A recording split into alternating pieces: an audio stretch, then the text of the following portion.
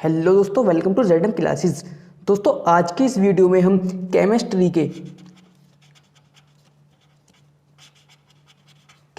के 10 most important questions करेंगे जो बोर्ड एग्जाम में 4-5 मार्क्स के पूछे जाते हैं। दोस्तों आपका एग्ज़ाम केमिस्ट्री का जल्द ही आ रहा है, तो दोस्तों ये जो मैं आपको 10 मोस्ट इम्पोर्टेंट क्वेश्चंस कराने वाला हूँ, सिर्फ इसी में से कोई ना कोई क्वेश्चंस, कम से कम 4-5 क्वेश्चंस तो आने ही आने हैं। दोस्तों यह क्वेश्चंस मैंने पूरी बुक में से एनालाइज करके आपको नोट कराने वाला हूं, तो इन्हें आप अच्छी तरह से प्रिपेयर कर लीजिएगा। ठीक है, 10 मोस्ट इंपोर्टेंट क्वेश्चंस आज के इस वीडियो में हम आपको कराएंगे। तो दोस्तों प्रश्न नंबर 1 है, शॉर्ट के दोष या फ्रैंकल दोष के बारे में संक्षिप्त में वर्णन कीजिए। दोस्तों यह जो 10 प्रश्न कराने वाले हैं, इसका हम आपको साथ के साथ सॉल्यूशन भी देने वाले हैं। ठीक है, तो पहला क्वेश्चन क्या बोल रहा है, शॉर्ट की दोष या फ्रैंकल दोष के बारे में संक्षिप्त में वर्णन कीजिए। ये क्वेश्चन बहुत इंपॉर्टेंट है, आपको एक दोष के बारे में दोनों में से बताना है। दोस्तों इसके लिए मैंने एक प्रॉपर्ली वीडियो बनाया हुआ है जो बहुत ही छोटा है, अगर आपने नहीं देखा है तो इसका लिंक मैं नीचे डिस्क्रिप्शन में बॉक्स में दे दूंगा। ठीक है, आप वहां से वो वीडियो देख सकते हैं। बाकी सबका मैं आपको अभी सॉल्यूशन साथ के साथ देने वाला हूं। तो प्रश्न नंबर 1 आप नीचे डिस्क्रिप्शन में लिंक दे दिया, वहां से कर लीजिएगा। ठीक है, वीडियो दे दिया है मैंने। दूसरा क्वेश्चन करते हैं दोस्तों। दूसरा क्वेश्चन है, प्रश्न नंबर 2 है कि मोलर चालकता किसे कहते हैं। तो इसका सॉल्यूशन ये है कि मोलर चालकता के बारे में बताया नहीं, मोलर कंडक्टिविटी के बारे में बताना है। दोस्तों यह मैंने नोट करके इसलिए लग दिए हैं कि जिससे आपका टाइम लॉस ना हो, क्योंकि आपके पास टाइम वैसे ही बहुत कम है, इसलिए मैंने इसे पहले ही नोट करके रख रखा है। दोस्तों मोलर चालकता क्या होता है कि एक मोल विद्युत अपघट्य के विलयन की चालकता को उसकी मोलर चालकता कहते हैं। यानी एक मोल जो विद्युत अपघट्य होता है, उसकी सॉल्यूशन की जो कंडक्टिविटी यानी विलयन की जो चालकता होती है, उसे ही मोलर चालकता कहते हैं। इसे इस प्रकार से लिख सकते हैं कि किसी विद्युत अपघट्य के विलयन की मोलर चालकता उसकी विशिष्ट चालकता के, विशिष्ट चालकता तो को किससे डिनोट करते हैं, के से। ठीक है, विशिष्ट चालकता तथा विलयन के आयतन V का गुणनफल होता है। इसका फॉर्मूला दिखाऊं मैं, फॉर्मूला क्या है, तो फॉर्मूला आप इस तरीके से रेडी कर लीजिएगा। लैम्डा m यानी मोलर चालकता किसके बराबर होती है, K × V। अभी मैंने आपको ऊपर बताया था किसके बराबर, विशिष्ट चालकता और विलयन के आयतन के गुणनफल के बराबर होती है। ठीक है, अब हम जैसे इसका m का मान निकालें, सबसे पहले हमें v का मान निकालना होगा। v का मान कैसे निकालेंगे, मोलरता के बारे में मैं अभी आपको आगे बताने वाला हूं। इसका मोलरिटी का फॉर्मूला होता है WB × 1000 MB × V। ठीक है, WB × 1000 यानी B का भार और गुणा 1000, और यह क्या हो जाएगा, मोलिक्यूलर ऑफ B यानी B का अणुभार इंटू V। तो यह किसका फॉर्मूला है, M का फॉर्मूला है। ठीक है, जब हम M को इधर लेके जाएंगे तो V इधर आ जाएगा। जब हम V का मान निकालेंगे तो WB × 1000/MB × M, यह क्या फॉर्मूला आएगा, V का फॉर्मूला आ गया। ठीक है, इसे हम इक्वेशन 1 मान लेते हैं। तो इक्वेशन 1 में V का मान रखेंगे, यानी V की जगह इस मान को रख देंगे। जब इस मान को रखेंगे तो क्या जाएगा, देखिएगा, lambda m as it is उतार लिया, और उसके बाद में k हमारे पास है, V का यह पूरा मान जब हम रख देंगे तो कितना आ जाएगा, WB × 1000/MB × M। यहाँ पर WB किसके बराबर है, मैं इधर और लिख लेता हूँ, वैसे मैंने यहाँ लिख दिया है, यहाँ WB MB के बराबर है।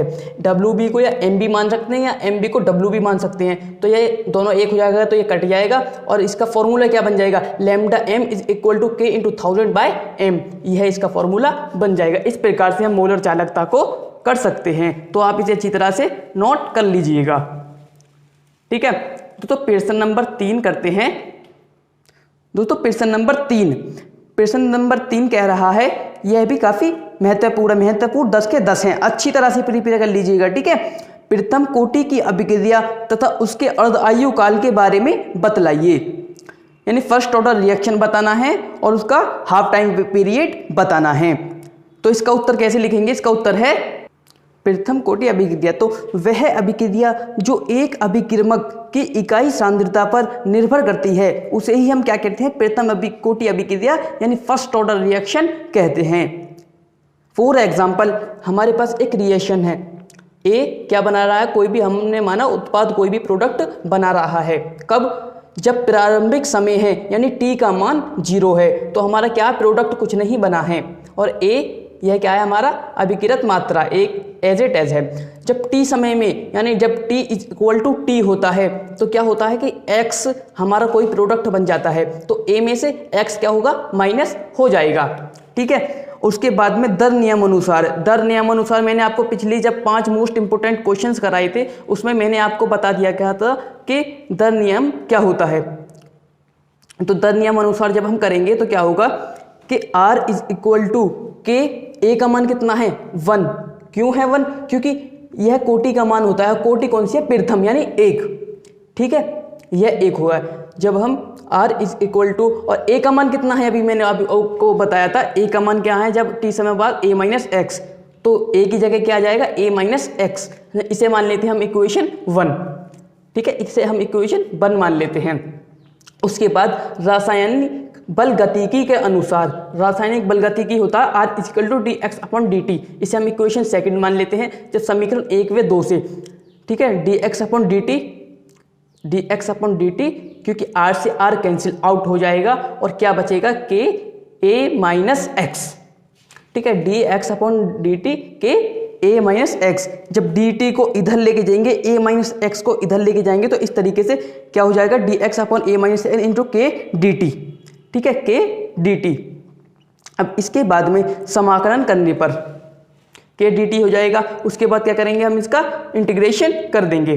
जब हम समाकलन करेंगे तो क्या होगा, दोनों का समाकलन करेंगे, इस पे भी समाकलन साइन और इस पे भी, दोनों का समाकलन साइन आ जाएगा। तो 1 अपॉन ए माइनस एक्स के सापेक्ष हम कर रहे हैं, इसलिए इसका क्या आ जाएगा, लॉग 1 अपॉन ए माइनस एक्स। 1 अपॉन ए माइनस एक्स क्या होता है, लॉग 1 अपॉन ए माइनस एक्स। के का कोई भी क्या होता है, समाकलन नहीं होता है, 1 होगा और 1 के क्या हो जाएगा, टी, के इंटू टी। और जब हम कोई भी समाकलन करते हैं, इंटीग्रेशन करते हैं, तो एक स्थिरांक आ जाता है, कांस्टेंट आ जाता है, इसे हम क्या बोलते हैं, सी बोलते हैं। उसके बाद जब हम a माइनस एक्स को ऊपर लेके जाएंगे तो ये लॉग काय का हो जाएगा, माइनस का लॉग हो जाएगा, तो क्या हो जाएगा, लॉग a माइनस एक्स। ठीक है, और ये एज इट एज हो जाएगा के टी प्लस सी। यह क्या मान लिया हमने, इक्वेशन 3 मान लिया। ठीक है, जब प्रारंभिक समय में, ठीक है, प्रारंभिक समय में जब क्या है, हमारा t का मान भी 0 था और कोई भी प्रोडक्ट यानी x का मान कुछ भी नहीं था, तब क्या होगा, तो t और x का मान इज इक्वल टू 0 है, इसे इक्वेशन 3 में रख देंगे। तो जब इस इक्वेशन 3 में से रखेंगे यानी t का मान 0, क्लियर, t का मान 0 और x का मान 0, तो x 0 कट हो जाएगा, कुछ बचेगा नहीं, minus log e base a। ठीक है, और c के इंटू 0 प्लस सी बचा हमारा, तो c यहाँ पर एज इट इज उतार लिया। उसके बाद में क्या करना है, समीकरण 3 में c का मान रखना है। जब समीकरण 3 में अभी मैंने 3 इक्वेशन बताया था, उसमें मान रख देंगे कि तो क्या हो जाएगा, मैंने log e base a minus x into K T minus log e base a। ठीक है, इतना करने के बाद जब इसकी मल्टीप्लाई इसमें करेंगे तो कितना हो जाएगा, लॉग ई बेस a, क्योंकि a माइनस b जब अंदर लॉग की मल्टीप्लाई करते हैं तो क्या हो जाता है, अलग अलग हो जाते हैं, log e base a minus log e base a minus x, और k2 के टी आ जाएगा, क्योंकि लॉग ई बेस a को हम इधर ले आएंगे। ठीक है, फिर उसके बाद में क्या हो जाएगा, के 1 upon T log e base a minus log e base a minus x. इतना करने के बाद क्या होगा, जब ये दोनों हो जाते हैं log x minus log y, तो इसका फॉर्मूला क्या हो जाता है, लॉग x अपॉन y। तो k इंटू 1 अपॉन टी, इन दोनों का क्या हो जाएगा, log a upon A minus x.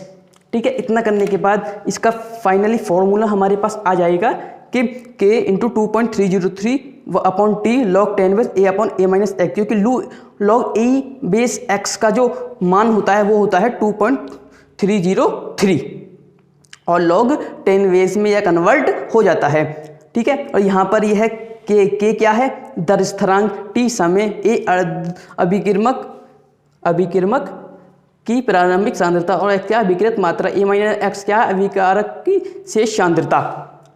ठीक है, तो दोस्तों इस तरीके से फर्स्ट ऑर्डर रिएक्शन कंप्लीट हो जाता है। अब इस करते हैं इसका अर्ध आयुकाल। दोस्तों अर्ध आयुकाल इसे कैसे करेंगे, इसे कहते हैं वह समय जब अभिकारक की आधी अभिक्रिया हो जाती है उसे अर्ध आयुकाल कहते हैं। ठीक है, अर्ध आयुकाल जब हम हाफ टाइम पीरियड निकालेंगे तो क्या होगा, टी का मान टी हाफ हो जाएगा और a is equal to a minus x upon a upon t हो जाएगा। ठीक है, एक कोटि अभिक्रिया यानी प्रथम कोटि अभिक्रिया, इसे कर लेना प्रथम कोटि अभिक्रिया। जब प्रथम कोटि अभिक्रिया का मान अभी मैंने आपको बताया था क्या था, यह आपका प्रथम कोटि अभिक्रिया का मान निकल के आया था। ठीक है, जब हम इसका के का मान निकालेंगे तो कैसा होगा, टी की जगह अभी मैंने आपको ऊपर बताया था क्या लिखना है, टी हाफ लिखना है और ए की जगह ए और ए माइनस एक्स, इसकी जगह ए बाई टू लिखना है। जब ए बाई टू लिखेंगे तो ए से ए कैंसिल आउट हो जाएगा और इसका मान कितना आ जाएगा, K is equal to 2.303 by T half. T half के बाद में ये क्या हो जाएगा, इससे यह कैंसिल आउट और 2 ऊपर पहुंच जाएगा तो log 10/2। log 10/2 का मान कितना होता है, 0.3010। ठीक है, उसके बाद में यह जो हमारा निकल के आएगा 2.303 इंटू के और log 10/2 का मान लिख देंगे तो 0.310। ठीक है, जब इसकी मल्टीप्लाई इसमें करेंगे तो कितना हो जाएगा 0.693 और टी हाफ। ठीक है, जब टी हाफ की वैल्यू इधर फाइंड करेंगे तो के इधर आ जाएगा और यह दोनों क्या है, यह भी स्थिरांक और ये नंबर्स भी स्थिरांक, तो इसलिए प्रथम कोटि अभिक्रिया का जो मान होता है वो एक इस कांस्टेंट होता है, यानी नंबर्स में उसका मान निकल के आता है। तो दोस्तों यह फर्स्ट ऑर्डर रिएक्शन और अर्ध आयुकाल दोनों कंप्लीट हो जाते हैं। प्रश्न नंबर आगे करते हैं। दोस्तों प्रश्न नंबर 4 है, नस्ट समीकरण किसे कहते हैं, यानी नस्ट इक्वेशन के बारे में बताना है। तो नस्ट इक्वेशन क्या होती है, किसी इलेक्ट्रोड का विभव उसके आयतन के विलयन, आयतन, ठीक है इसे आयतन कर लेना, आयतन के विलयन में सांद्रता तथा ताप पर निर्भर करता है और इनके बीच संबंध बतलाने वाली समीकरण को नस्ट इक्वेशन यानी नस्ट समीकरण कहते हैं। तो इसे कैसे डिनोट करते हैं, E cell is equal to E not cell minus 0.591 upon n log उत्पाद अपॉन अभिकारक, या इसे इस प्रकार से लिखते हैं, E cell is equal to E not cell minus 0.591 upon n log ऑक्सीकृत मात्रा या अपचयित मात्रा। यह हमारा प्रश्न नंबर 4 यहाँ पर कंप्लीट हो जाता है। दोस्तों ये जो क्वेश्चंस मैं आपको बता रहा हूँ इन्हें आप बहुत ही अच्छी तरह से प्रिपेयर कर लीजिएगा और नोट जरूर कीजिएगा, क्योंकि नोट करने से आपको बहुत ही इजीली जल्दी से याद आ जाएंगे। प्रश्न नंबर 5 करते हैं, अभिक्रिया को प्रभावित करने वाले कारकों का वर्णन कीजिए। तो अभिक्रिया की दर को प्रभावित करने वाले कारक, factors affecting rate of reaction. तो पहला है अभिकारण का सांद्रण, अभिकारों की सांद्रता बढ़ने से अभिक्रिया का वेग भी बढ़ता है। और दूसरा करना ताप का प्रभाव, अभिक्रिया का वेग ताप बढ़ाने पर बढ़ता है। और तीसरा है उत्प्रेरक का प्रभाव। यह 3 आपको कर लीजिएगा, 3 यह करने से बहुत ही आपका बेनिफिट्स हो जाएगा, यानी कंप्लीट आपकी ये है फैक्टर्स हो जाएंगे। ठीक है, तीसरा जो उत्प्रेरक का प्रभाव यानी अफेक्ट ऑफ कैटेलिस्ट करना है, वो कैसे करना है कि किसी अभिक्रियक की संकीर्ण ऊर्जा यानी एक्टिवेशन एनर्जी उत्प्रेरक की उपस्थिति में जितनी कम होगी अभिक्रिया का वेग उतना ही अधिक होगा। यानी अभिक्रियक की संकीर्ण ऊर्जा किसके वो अनुक्रमानुपाती होती है 1 अपॉन अभिक्रिया का वेग। ठीक है, यह तीनों आप फैक्टर्स कर लीजिएगा, यह मोस्ट इंपोर्टेंट है। यह 3 करने के बाद आपको और किसी की जरूरत नहीं पड़ेगी। दोस्तों प्रश्न नंबर 6 करना है, ब्राउनी गति या टिंडल प्रभाव के बारे में कारण सहित बतलाइए। ये दोनों बहुत ही ज़्यादा पूछे जाते हैं, तो आपको एग्जाम में या तो दोनों दिए गए होंगे या एक दिया हुआ होगा, आपको जरूर करना है। तो कैसे करेंगे, प्रश्न नंबर 6, ब्राउनी गति यानी ब्राउनियन मूवमेंट। तो कोलाइडी विलयन को सूक्ष्म दृष्टि से देखने पर कोलाइडी कण टेढ़ी मेढ़ी दिशाओं में गति करते हैं। कोलाइडी कणों की इस टेढ़ी मेढ़ी गति को ही क्या कहते हैं, ब्राउनी गति यानी ब्राउनी मूवमेंट कहते हैं। यानी यह कोई भी कण पहले इधर जाएगा, फिर उसके बाद इधर जाएगा, इधर आके फिर इधर आके फिर इधर आके फिर इधर कर, इसलिए टेढ़ी मेढ़ी गति यह करता रहता है। इसे ही हम ब्राउनियन मूवमेंट यानी ब्राउनी गति कहते हैं। इसका एक कारण होता है, इसका कारण रीजन होता है, क्या होता है कि यह गति कोलाइडी कणों के परिक्षेपण माध्यम के अणुओं के साथ टकराने से उत्पन्न होती है। ठीक है, उसके बाद करते हैं टिंडल अफेक्ट। ठीक है, टिंडल अफेक्ट करते हैं। तो टिंडल अफेक्ट क्या है कि यदि किसी विलयन में, यदि किसी विलयन कौन सा, कोलाइडी में कौन सा विलयन है, देखिए कोलाइडी, तो में तीव्र प्रकाश किरण प्रवाहित करें तो प्रकाश का मार्ग प्रदीप्त यानी चमकने लग जाता है तो यानी प्रदीप हो जाता है, तो इस प्रभाव को ही क्या कहते हैं, टिंडल इफेक्ट कहते हैं। यानी कोई भी हमारा कोलाइडल विलयन है, जब इसमें कोई हम प्रकाश डालेंगे तो यह क्या होता है, यह चमकने लगता है। यहाँ पर टिंडल कोण बनता है, देखिएगा यह आपका टिंडल, यहाँ पर टिंडल कोण बनेगा और यह क्या है, कोलाइडल विलयन। यह क्या है, यह एक पथ चमकने लगता है, इसे ही प्रदीप पथ कहते हैं। तो इसका एक रीज़न होता है, यह ऐसा क्यों होता है, इसका एक रीज़न है कि कोलाइडी कण प्रकाश किरणों का प्रकीर्णन कर देती है, जिसके कारण टिंडल इफेक्ट होता है। ठीक है, इस तरीके से आप प्रश्न नंबर 6 कंप्लीट कर लीजिएगा। प्रश्न नंबर 7 करते हैं, वैद्युत कण संचालन। प्रश्न नंबर 7 है, वैद्युत कण संचालन किसे कहते हैं, यह भी काफ़ी महत्वपूर्ण है। तो वैद्युत कण संचालन यानी इलेक्ट्रोफोरेसिस किसे कहते हैं, तो वैद्युत कण संचालन जब किसी कोलाइडी विलयन को विद्युत क्षेत्र में रखा जाता है या कोलाइडी विलयन में विद्युत धारा प्रवाहित करते हैं तो कोलाइडी कण अपने से विपरीत आवेश वाले इलेक्ट्रोड की ओर गति करती है तथा इलेक्ट्रोड पर निरावेशित होकर एकत्रित हो जाती है। इस घटना को ही क्या कहते हैं, विद्युत कण संचालन कहते हैं। तो इसे आप अच्छी तरह से प्रिपेयर कर लीजिएगा। ठीक है, यह भी काफ़ी इम्पोर्टेंट है। प्रश्न नंबर 8 है, ओजोन बनाने की क्या करनी है, सीमेन और हॉलिस के जो विधि होती है, सीमेन हॉलिस के एक साथ जो होती है वह विधि लिखनी है।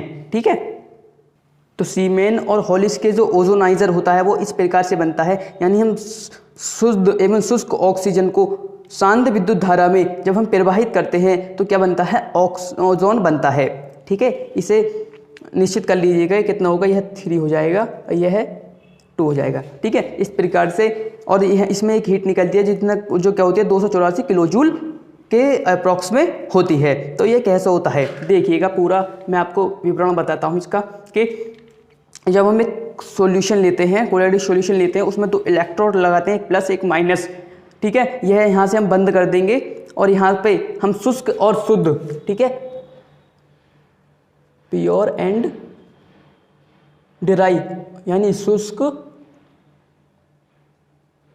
और शुद्ध ऑक्सीजन गैस जब हम यहाँ से प्रवाहित करेंगे तो यहाँ पर यह इस प्रकार से इलेक्ट्रीफाइड में होता हुआ हो जाएगा और यह क्या बन जाएगा, इधर से निकलकर ओजोन हमें प्राप्त हो जाएगा। ठीक है, इसका सिद्धांत क्या कहता है, इसका सिद्धांत यह कहता है कि शांत विद्युतीय क्षेत्र में शुष्क एवं शुद्ध ऑक्सीजन गैस प्रवाहित करने पर ओजोन प्राप्त होता है। यह क्या है, ऊष्माशोषी क्रिया है। ठीक है दोस्तों, प्रश्न नंबर 9 है, हेवर विधि से अमोनिया का निर्माण कीजिए। ठीक है, हमें हेवर विधि से अमोनिया बनाना है। हेवर विधि से अमोनिया का निर्माण, तो पहले मैं आपको इक्वेशन बताता हूँ, फिर आपको पूरा सिद्धांत थ्योरी बताऊंगा कि यह किस प्रकार से होता है। यानी सबसे पहले हम एक आयतन क्या लेते हैं, नाइट्रोजन लेते हैं। ठीक है, और 3 आयतन क्या लेते हैं, हाइड्रोजन गैस लेते हैं। जब हम इसका मिश्रण मिक्स करते हैं, कब, जब 450 डिग्री सेल्सियस और 200 से 800 एटमॉस्फेरिक वायुमंडलीय दाब होता है, और यह किसकी उपस्थिति में होता है, फेरिक ट्राइऑक्साइड की, यानी जो हमारा उत्प्रेरक होता है मोलिब्डेनम उत्प्रेरक, उसकी उपस्थिति में यह क्रिया होती है और यह क्या बन जाता है, यहाँ पर इन सब की उपस्थिति में अमोनिया गैस हमें प्राप्त हो जाती है। इसमें ऊर्जा होती है 22,400 कैलोरी के अप्रॉक्स में। ठीक है, तो अब का मैं आपको इसे पूरा सिद्धांत बताता हूँ, प्रोसीजर कैसे होता है। तो देखिएगा, सिद्धांत इसका यह है, एक आयतन नाइट्रोजन गैस तथा 3 आयतन हाइड्रोजन गैस के मिश्रण को 450 डिग्री ताप पर गर्म कर आयरन उत्प्रेरक यानी Fe2O3 तथा मोलिब्डेनम कैटालिस्ट वर्धक में 200 से 800 वायुमंडलीय दाब पर प्रवाहित करने पर अमोनिया गैस प्राप्त होती है। यह उत्कीर्णीय अभिक्रिया है, यह ऊष्माक्षेपी क्रिया है। परिणामतः लाशातालीय के नियम अनुसार नाइट्रोजन एवं हाइड्रोजन गैस की लगातार आपूर्ति करते रहते हैं, अमोनिया गैस को माध्यम से हटाते रहते हैं। अतः उच्च दाब एवं कम ताप रखने पर अमोनिया का निर्माण की दर बढ़ जाती है। इस प्रकार से हमें अमोनिया का निर्माण प्राप्त हो जाता है। दोस्तों, प्रश्न नंबर 10 है कि मोलरता, सबसे पहले है molality, normality, molarity and mole fraction. ठीक है, इन्हें के बारे में टिप्पणी लिखनी है, यानी मोललता, नॉर्मलता, मोलरता तथा मूल प्रभाज, किसी एक के बारे में टिप्पणी कीजिए। आपको वहाँ पर क्वेश्चन से दिया गया होगा, शॉर्ट टाइप क्वेश्चन होगा, ठीक है, 2, 4 या 5 नंबर का होगा, कोई ना कोई तो जरूर आने वाला है। इन्हें आप बहुत ही अच्छी तरह से प्रिपेयर कर लीजिएगा। नीचे डिस्क्रिप्शन में इस क्वेश्चन का लिंक और वीडियो बनाई गई है, वहाँ से आप वो वीडियो देख सकते हैं। तो दोस्तों, आपको यह वीडियो पसंद आई हो तो इसे लाइक कीजिए, शेयर कीजिए। और दोस्तों, इससे पहले जो वेरी शॉर्ट क्वेश्चन होते हैं, 2 नंबर के जो क्वेश्चंस होते हैं, वो 5 क्वेश्चन मैंने मोस्ट इंपोर्टेंट आपको कराए हैं। अगर आपने वो वीडियो भी नहीं देखा है तो मैंने उसका भी लिंक नीचे डिस्क्रिप्शन बॉक्स में दे दिया है, आप वहां से देख सकते हैं। तो दोस्तों, इस वीडियो को ज़्यादा से ज़्यादा शेयर कीजिए ताकि आपके दूसरे जो रिलेटिव, फ्रेंड्स या ब्रदर हैं या सिस्टर्स हैं, उन्हें भी इसका बेनिफिट्स ज़्यादा से ज़्यादा हो सके। तो दोस्तों, मिलते हैं अगली वीडियो में, तब तक के लिए गुड बाय।